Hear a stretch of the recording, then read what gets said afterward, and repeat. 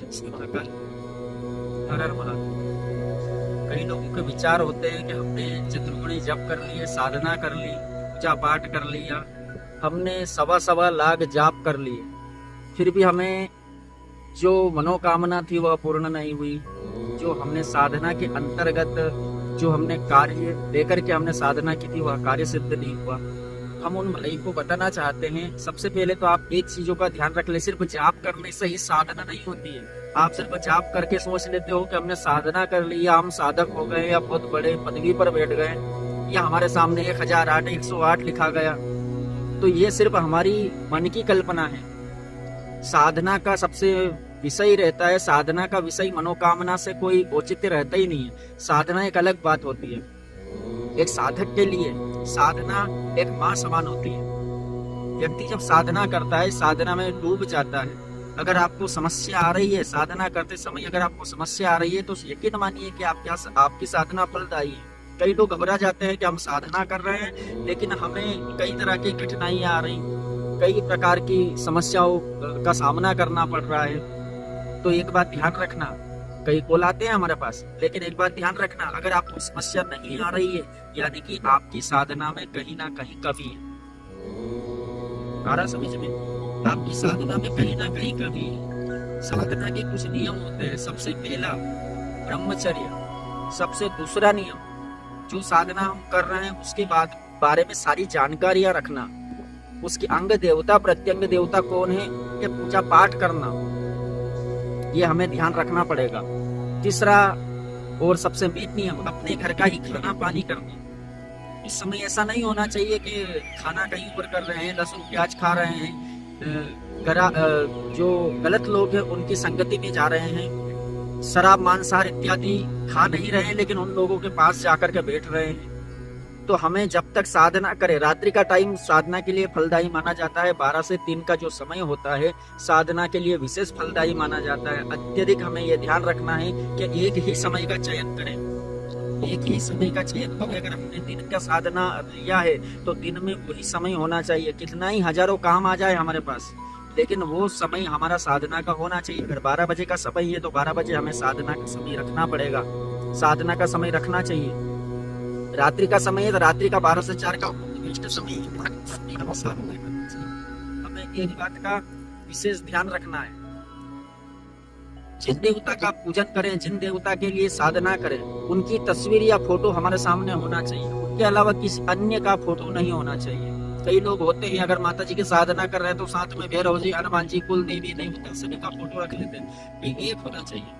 की साधना कर रहे हैं उनका फोटो रखो। हाँ, पुष्प के रूप में आप अत्यधिक देवी देवताओं को वहाँ आमंत्रित कर सकते हैं, बुला सकते हैं, उनका स्थान दे सकते हैं, लेकिन इसका मतलब ये नहीं कि 10 तरह के फोटो रखो। दूसरा, अगर कोई देवी साधना कर रहा है तो देवी के चरणों में अपनी नजर रखो, दृष्टि रखो, देवी के चेहरे में नजर रखो, क्योंकि देवी का चेहरा जब हम साधना करते हैं, जब हम आंखों से आंखें मिलाते हैं, तब हम कई प्रकार की अंदर से कई प्रकार की ग्लानियों से भरे होते हैं और माता जी से नजर मिलाने का हमारा कोई अधिकार नहीं है। तो हमें ये ध्यान रखना है कि चरणों में हम ध्यान रखें।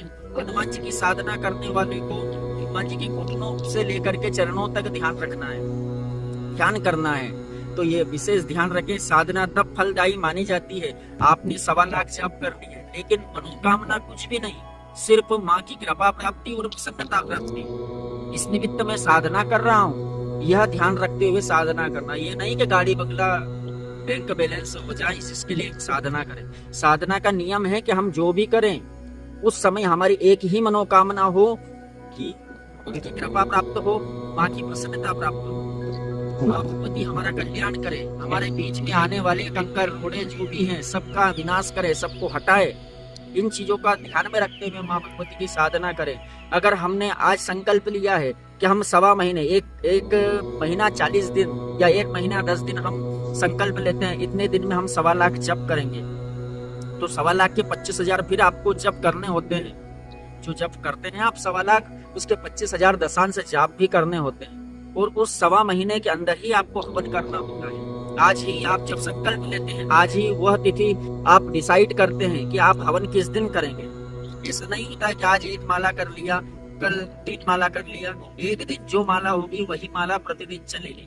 उसके हिसाब से आपको इंटू करके देख लेना है कि कितना आपको जाप करना है।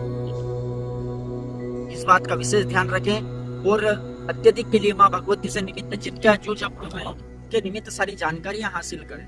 कई साधना करने में ध्यान रखें, लोग पागल तक हो गए हैं, तो इन चीजों का ध्यान रखें। हमें पूरी तरह से जानकारी होने के बाद ही साधना में, तंत्र में हमें घुसना चाहिए। ऐसा नहीं कि सिर्फ हमारे मन में आया कि हम इनको साध लेंगे तो उनको साध लिए। आपकी ताकत नहीं है। जब तक वो इष्ट नहीं चाहेगा, जब तक वो देवता नहीं चाहेगा, आपकी ताकत नहीं है कि किसी को साध लो। विशेष ध्यान रखें, आप 10 महाविद्या में से काली, तारा, षोडशी, भुवनेश्वरी, भैरवी, छिन्नमस्ता विद्या, धूमावती, बगला, सिद्ध विद्या, मातंगी, कमला, किसी को भी तंत्र में साधो, लेकिन सिर्फ आप एक उपासक है, साधक नहीं है। आप रामकृष्ण परमहंस नहीं है कि माता काली की गोद में बैठ करके आप भोजन करेंगे, क्योंकि वैसा आपका स्वरूप भी नहीं है, ना वैसा आप इस कलयुग में कर सकते हैं। अपने अंदर वो रुचि पैदा करो। जब तक अपनी साधना चले, मौन व्रत धारण करो। उनका मतलब ये नहीं कि बोलो नहीं, बोलो, लेकिन उतना ही बोलो जितने से काम चल जाए। वही खाओ जो आपके शरीर को पुष्टि दे, इतना ही खाओ जितने से शरीर में आलस्य ना आए। अगर आप दिन में साधना कर रहे हैं तो दिन में आप अगर एक बार भी सो गए, आपकी सारी साधना खत्म हो जाती है।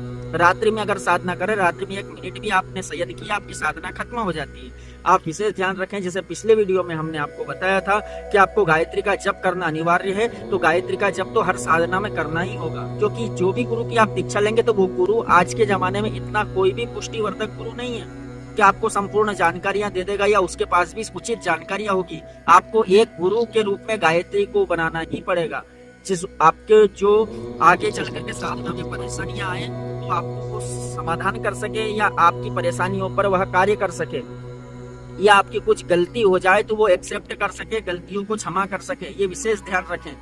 दूसरा, हम एक निवेदन और करें, जब हम साधना करें उस समय अगर किसी भी प्रकार की हमने अगर 1.25 लाख जप का संकल्प लिया है, तो कितनी भी परेशानियां आ जाए, कितने भी कष्ट आ जाए, 101 डिग्री का बुखार भी आ जाए, तो भी हमें साधना नहीं, शासन में बैठे बैठे मंत्र का जाप करना है, लेकिन वो साधना को उसी तरह से पूर्ण करना।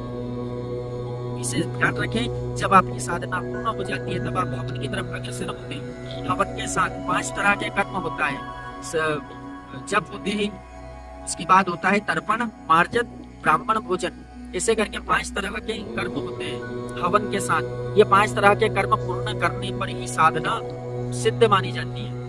उसके बाद ही आप इसको किसी के लिए उपयोग कर सकते हैं। तो आपके इसके बीच में कई तरह की 75,000 जब आपने किए, उसके बाद कई तरह की आपको परेशानियों का सामना करना पड़ता है, तो आपको समस्याओं के ऊपर पैर रखते हुए अपने कर्म को करना है। अगर समस्या नहीं आ रही है तो ये देखो कि आपकी साधना में कहीं ना कहीं परेशानियां हैं, आपकी साधना कहीं ना कहीं कमजोर है। ठीक है, आज की वीडियो में इतना ही। आदेश आज्ञा लेते हैं। जय श्री राम।